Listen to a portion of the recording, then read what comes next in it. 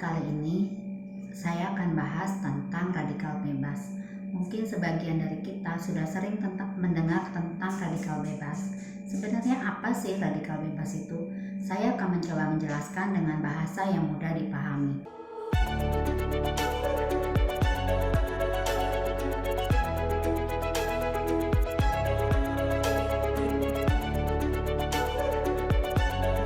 Radikal bebas itu seperti atom yang dikelilingi oleh elektron. Kemudian ada elektron yang mengelilingi atom ini hilang, sehingga dia harus mencari atom lainnya untuk melengkapi yang hilang ini. Itu bahasa gampangnya ya.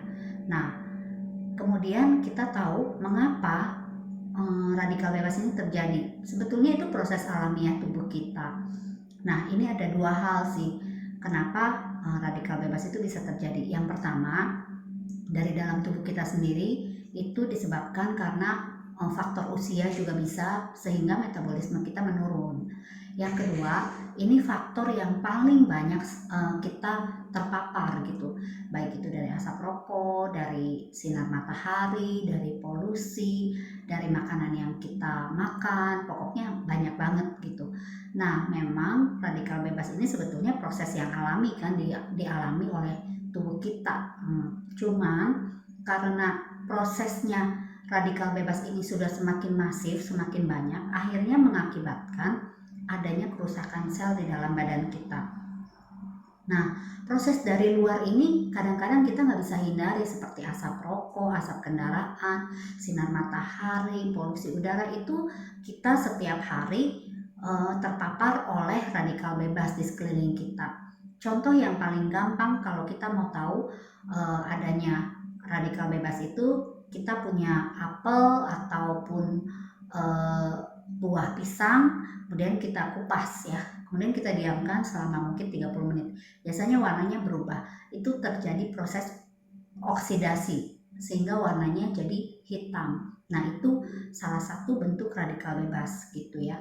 Nah, terus apa sih yang menyebabkan terjadinya radikal bebas itu? Ya tadi, proses luar dan proses dalam. Kemudian mengakibatkan adanya kondisi badan kita disebut stres oksidatif.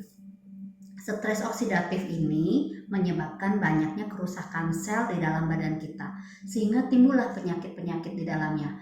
Contohnya penyakit jantung, diabetes, kanker, autoimun, kerusakan saraf, adanya plak di dalam darah kita, macam-macam banget, pokoknya banyak banget penyakit-penyakit yang ditimbulkan akibat dari radikal bebas itu.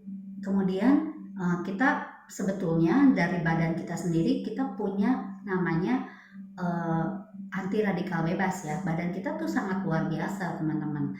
Dia sebetulnya bisa merecover gitu ya, menyembuhkan sendiri gitu radikal-radikal yang masuk. Tetapi masalahnya, apakah badan kita itu cukup untuk melawan paparan radikal bebas yang banyak di sekeliling kita? Sebetulnya apa langkah yang harus kita tempuh gitu ya? Yang pertama, mungkin kita banyak konsumsi makanan-makanan yang mengandung vitamin C, vitamin E gitu ya. Dan jadi makan makanan yang berasal dari buah dan sayuran itu sudah pasti. Kemudian yang kedua, olahraga yang teratur. Yang ketiga, kita bisa juga dibantu oleh suplemen-suplemen yang mendukung gitu ya, misalnya untuk memperbaiki sel, suplemen untuk bisa ada antioksidannya gitu ya. Seperti contohnya adalah glutathione. Glutathione itu diproduksi oleh badan kita, tapi seiring bertambahnya waktu, semakin bertambahnya umur, maka produksi di dalam badan kita sudah tidak maksimal lagi, jadi kadarnya menurun. Oleh karena itu boleh banget dibantu dengan suplemen yang mengandung antioksidan yang tinggi. Di sini saya mau menjelaskan tentang SOP 100 plus ya. Mengapa kita perlu? Karena di dalam SOP 100 plus itu mengandung glutathione, di mana glutathione itu adalah master of antioksidan ya. Kalau kita dengar di luar sana mungkin banyak banget yang mengatakan bahwa dia antioksidan, anti radikal bebas dan macam-macam. Tapi bedanya adalah SOP 100 Plus maupun Utsukushi memiliki paten secara manfaat, yang artinya produk dari AFC ini, SOP 100 Plus maupun Utsukushi, sudah teruji secara klinis dan melalui Badan Research Development di Jepang, yang artinya mereka sudah melalui uji klinis dan sudah terbukti ada hasilnya. Itu bedanya paten secara manfaat. Paten secara manfaat dari SOP ini bisa meregenerasi sel, bisa memperbaiki peredaran darah kita, yang mana kita tahu bahwa radikal bebas tersebut bisa merusak sel dan juga merusak dalam jaringan peredaran darah kita.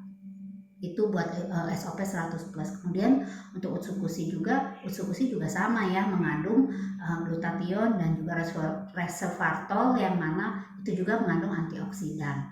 Oke teman-teman, mungkin segitu aja pembahasan saya hari ini tentang antioksidan. Semoga bisa menjadi pencerahan buat kalian semua. Mengapa sih kita perlu banget konsumsi antioksidan selain makan sayur dan buah yang teratur? Karena yaitu tadi, kita kadang-kadang asupannya sayur buahnya mungkin tidak seimbang dengan paparan radikal yang ada di sekitar kita, sehingga kita perlu banget suplemen-suplemen yang mendukung dan sudah teruji secara klinis di bidang medis.